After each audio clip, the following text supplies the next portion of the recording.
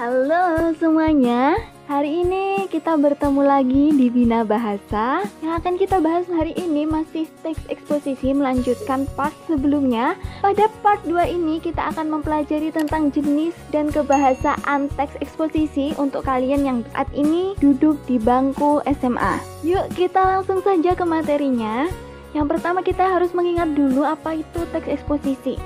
Pada part sebelumnya kita sudah membahas bahwa teks eksposisi merupakan tulisan yang digunakan dalam menyampaikan informasi mengenai suatu persoalan dan tidak berusaha untuk mempengaruhi pembaca. Ya, benar sekali.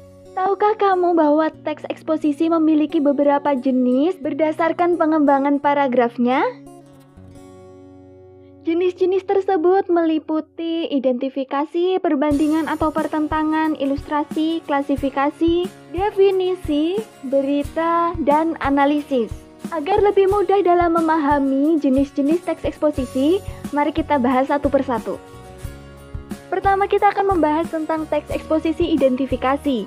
Teks eksposisi identifikasi adalah teks eksposisi yang menyebutkan ciri atau unsur pengenal suatu objek. Dengan menyebutkan ciri objek, pembaca diharapkan lebih mengenal objek tersebut.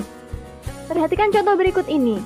Dalam kehidupan masyarakat desa di Jawa, gotong royong merupakan sistem pengerahan tenaga tambahan dari luar kalangan keluarga untuk mengisi kekurangan tenaga pada masa-masa sibuk seperti bercocok tanam di sawah.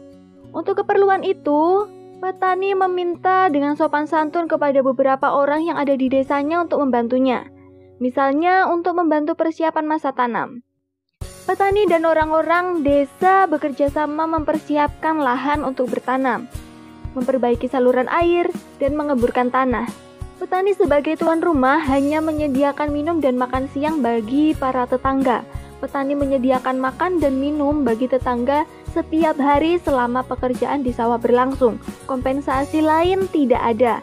Tetapi petani tersebut juga bersedia membantu sewaktu tetangga lain memerlukan bantuannya. Dalam teks ini beberapa ciri gotong royong disebutkan. Yang pertama merupakan sistem pengerahan tenaga tambahan dari luar kalangan keluarga.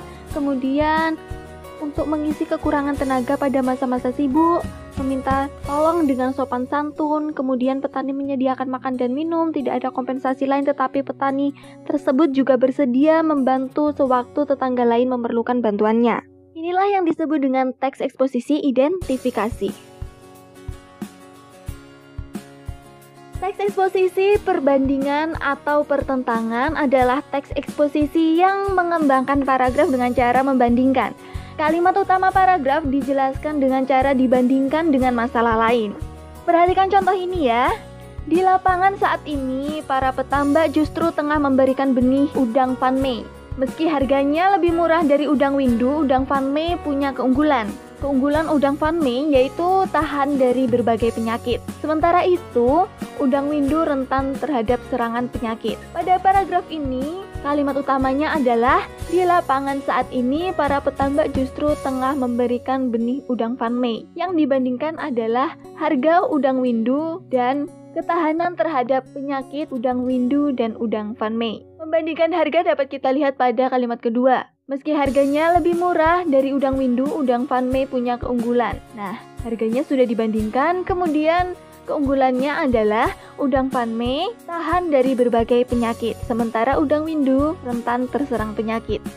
Sampai sini sudah bisa dipahami, yuk kita lanjut ke materi yang selanjutnya. Selanjutnya adalah teks eksposisi ilustrasi. Teks eksposisi ilustrasi adalah suatu teks eksposisi yang memberikan gambaran atau menjelaskan khusus dan konkret terhadap suatu hal atau suatu benda. Penulis menjelaskan suatu masalah secara jelas sehingga pembaca tidak kebingungan dalam memahami masalah tersebut. Suatu hal atau benda yang masih umum memerlukan ilustrasi atau contoh konkret. Dalam teks eksposisi, contoh-contoh tersebut tidak berfungsi untuk membuktikan suatu pendapat, tetapi contoh-contoh tersebut dipakai untuk menjelaskan atau menegaskan ide, gagasan, dan maksud dari penulis. Teks eksposisi ini menunjukkan contoh-contoh konkret atau contoh-contoh nyata, biasanya dalam bentuk pengalaman pribadi, atau contoh-contoh lainnya. Menurut Keraf, jenis teks eksposisi ilustrasi ini dapat disajikan dengan cara deskriptif atau naratif. Yuk kita lihat contoh berikut. Cengkih merupakan tanaman asli Kepulauan Maluku. Kuncup bunga yang belum terbuka biasanya disebut rempah. Kuncup bunga cengkih berbentuk paku. Jika sudah dikeringkan, cengkih digunakan sebagai campuran tembakau. Sesudah tahun 1915, perusahaan rokok Kretek di Kudus telah menggunakan cengkih sebagai campuran rokok. Kadang-kadang sesudah digiling, cengkih digunakan untuk mengharumkan kue. Cengkih juga menghasilkan minyak uap yang digunakan sebagai obat-obatan dan minyak wangi. Pada contoh paragraf ini, berbeda dengan identifikasi yang hanya menyebutkan ciri-ciri dari suatu objek. Di sini disebutkan juga dengan fakta-fakta konkret, misalnya sesudah tahun 1915 perusahaan rokok Kretek di Kudus telah menggunakan cengkih sebagai campuran rokok. Ada juga pembahasan-pembahasan mengenai manfaat dan produk yang dihasilkan dari cengkih. Jadi bisa dibedakan ya, yang identifikasi hanya menyebutkan ciri-ciri atau batasan mengenai suatu hal atau benda. Yang tadi tentang gotong royong, yang ini tentang cengkih diilustrasikan. Sehingga si pembaca bisa memahami, bisa membayangkan cengkih itu seperti apa, gunanya seperti apa, dan lain sebagainya. Selanjutnya ada teks eksposisi klasifikasi. Teks eksposisi klasifikasi adalah teks yang menempatkan benda atau objek dalam kelompok-kelompok sehingga pembaca dapat mengetahui hubungan antar benda dalam kelompok tersebut. Berikut ini adalah contoh teks eksposisi klasifikasi. Pemerintah memberikan bantuan pembangunan rumah atau bangunan kepada korban gempa. Bantuan pembangunan rumah atau bangunan tersebut disesuaikan dengan tingkat kerusakannya. Warga yang rumahnya rusak ringan mendapatkan bantuan sekitar 10 juta. Warga yang rumahnya rusak sedang mendapatkan bantuan sekitar 20 juta. Warga yang rumahnya rusak berat mendapat bantuan sekitar 30 juta. Calon penerima bantuan tersebut ditentukan oleh aparat desa setempat dengan pengawasan dari pihak LSM. Dari paparan tersebut, kita tahu bahwa terdapat beberapa golongan atau beberapa klasifikasi di sini. Klasifikasi warga yang memiliki rumah dengan kerusakan ringan, kemudian warga yang rumahnya rusak sedang, dan warga yang rumahnya rusak berat.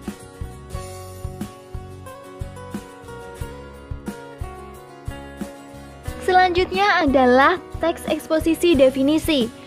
Teks eksposisi definisi memberikan batas-batas penggunaan kata. Definisi dapat menjelaskan apa yang dimaksud dengan suatu hal atau barang dan makna suatu kata. Jadi untuk teks eksposisi jenis ini yang dibahas adalah tentang definisi sesuatu.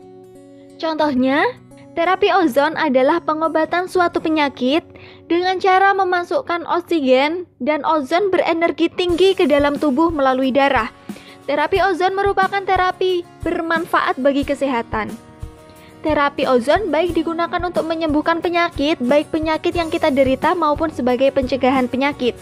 Saya kira untuk eksposisi definisi sudah jelas, yaitu membahas tentang definisi terapi ozon.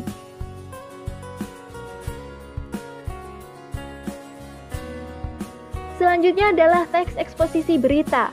Berisi pemberitahuan tentang suatu kejadian atau peristiwa. Berikut ini adalah contohnya. Pedagang di bantaran Sungai Citamba mulai resah. Itu adalah tesis atau opini. Mereka resah karena ada relokasi ke tempat lain. Pemerintah akan melakukan pelebaran jalan dan pembuatan taman. Salah seorang pedagang pasar Kepuh mengatakan, pelebaran akan dilakukan pemerintah melalui pintu masuk pasar Kepuh atau dari jalan Langlang Buana. Kios yang ada di bantaran sungai pun harus dipindah. Informasi tersebut disampaikan oleh seorang pedagang di pasar Kepuh pada 9 Februari 2014. Itu adalah argumentasi atau fakta-faktanya. Terakhir adalah teks eksposisi analisis. Eksposisi analisis menguraikan suatu persoalan dari berbagai sudut pandang. Berdasarkan cara penguraian permasalahan, eksposisi analisis dibagi menjadi eksposisi analisis kausal dan proses. Analisis kausal adalah analisis yang memaparkan suatu tesis dengan cara membandingkan sebab dan akibat, sedangkan kalau proses menjelaskan proses terjadinya sesuatu. Perhatikan contoh teks eksposisi kausal berikut. Berbagai teori dikemukakan untuk mencari latar belakang kematian Marilyn Monroe. Ada yang berpendapat dia diancam oleh mafia. Seseorang detektif memperkirakan Marilyn pernah berhubungan dengan John F. Kennedy. Dia dibunuh untuk menutupi kejadian yang dapat merusak nama baik tokoh penting Amerika Serikat tersebut. Cuplikan tersebut adalah contoh dari analisis kausal, di mana teks tersebut menjelaskan tentang penyebab kematian Marilyn Monroe. Selanjutnya berikut ini adalah contoh analisis proses. Eksposisi analisis proses adalah sebuah metode analisis yang berusaha menjawab pertanyaan bagaimana sesuatu dapat bekerja dan bagaimana sesuatu dapat terjadi. Contohnya adalah pengolahan sale ikan lele dapat digunakan dalam dua cara, yaitu pengasapan dingin atau cold smoking dan pengasapan panas atau hot smoking. Pengasapan dingin adalah pemanggangan ikan dalam rumah atau lemari asap selama beberapa hari sampai 2 minggu. Pengasapan dingin dilakukan dengan mengatur suhu ruang rumah asap setara 30 sampai dengan 40 derajat Celcius. Panas hasil pembakaran kayu dalam proses pengasapan dingin tidak banyak berpengaruh terhadap ikan yang dipanggang. Ikan yang diolah dengan cara ini akan menyerap asap lebih banyak dan kehilangan kandungan air lebih banyak sehingga lebih kering dan mengeras. Namun, pengolahan ikan dengan pengasapan dingin lebih tahan lama dan dapat disimpan selama beberapa bulan sampai lebih dari 1 tahun. Pengasapan panas adalah pemanggangan ikan pada suhu 65 sampai dengan 80 derajat Celcius selama 4 hingga 6 jam. Ikan yang diolah dengan cara ini akan menyerap banyak asap dan lebih matang. Selain itu, rasa ikan akan lebih sedap, lezat, dan berdaging lunak. Ikan pun dapat awet selama 1 hingga 2 bulan. Dalam teks eksposisi ini, dapat kita ketahui bahwa tesis tersebut adalah panas hasil pembakaran kayu dalam proses pengasapan dingin tidak banyak berpengaruh terhadap ikan yang dipanggang. Itu adalah tesis. Kenapa tesis? Karena kebenarannya belum dapat dipastikan. Kemudian, tesis tersebut diperkuat dengan argumen-argumen yang menjelaskan tentang proses pengasapan dingin dan pengasapan panas, sehingga setelah mengetahui prosesnya, dapat memperkuat tesis, yaitu hasil pembakaran kayu dalam proses pengasapan dingin tidak banyak berpengaruh terhadap ikan yang dipanggang.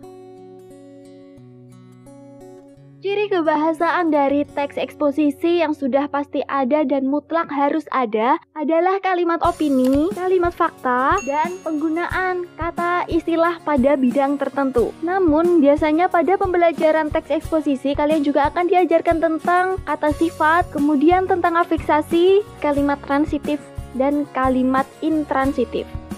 Materi-materi tersebut akan kita bahas satu persatu untuk menambah pemahaman kalian.